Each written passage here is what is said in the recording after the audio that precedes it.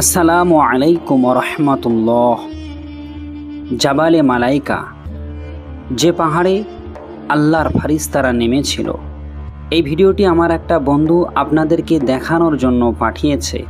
তো চলেন আমরা একটু দেখি যে পাহাড়ে ফারিস্তারা নেমেছিল সেই পাহাড়টা আসলেই কেমন। এটি একটি ঐতিহাসিক পাহাড়, জাবালে মালাইকা, অর্থাৎ ফারিস্তাদের পাহাড়। বদর প্রান্ত থেকে জাবালে মালাইকা খুব বেশি দূরে নয়। জাবালে মালাইকা বদরের যুদ্ধক্ষেত্রের একটি অংশ বা এর কাছাকাছি একটি ঐতিহাসিক স্থান, যেখানে বদর যুদ্ধের সময় ফারিস্তারা অবতরণ করেছিলেন। সুতরাং বদর ও জাবালে মালাইকার মধ্যে দূরত্ব খুবই সামান্য। জাবালে মালাইকা বদরের যুদ্ধক্ষেত্রের একটি অংশ বিশেষ বা অংশ হিসেবে বিবেচিত হয়। সুতরাং উল্লেখিত দুটি স্থান একটি ঐতিহাসিক ঘটনার সাথে সম্পর্কিত আছে।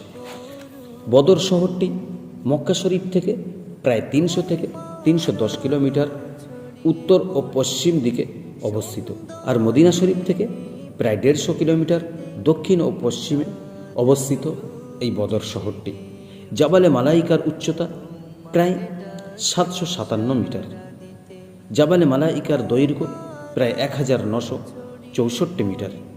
আমরা সাধারণত জানি পাহাড় মানেই পাথর দ্বারা বেষ্টিত হয়ে থাকে, কিন্তু জাবালে মালাইকা তার ব্যতিক্রম।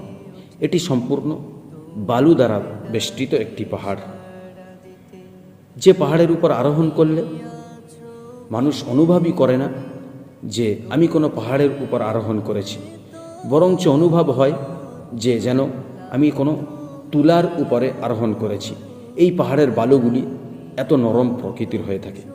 বদর যুদ্ধ হল ইসলামের প্রথম যুদ্ধ, যেটি এই বদর নামক প্রান্ত সংগঠিত হয়েছিল, যা 2 হিজরি 17 রমজান সংগঠিত হয়েছিল বলে ইসলামের ইতিহাস থেকে জানা যায়, যেখানে মুসলমানদের সৈন্যের সংখ্যা ছিল মাত্র 313 জন।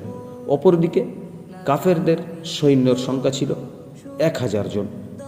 এই বদর যুদ্ধে মুসলমানদের ভিতর থেকে 14 জন সাহাবী শাহাদাত বরণ করেছিলেন, যাদের সম্পর্কে আল্লাহ রসুল বলেছেন আহলে বদর।